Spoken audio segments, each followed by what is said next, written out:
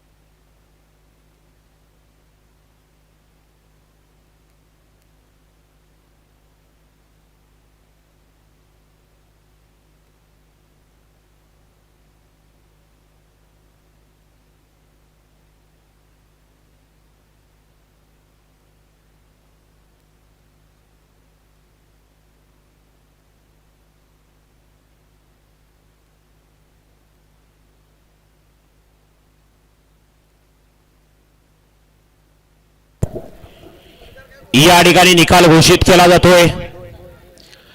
पहिल्या पर्वातलं पहिलं मैदान आधी हे निकाल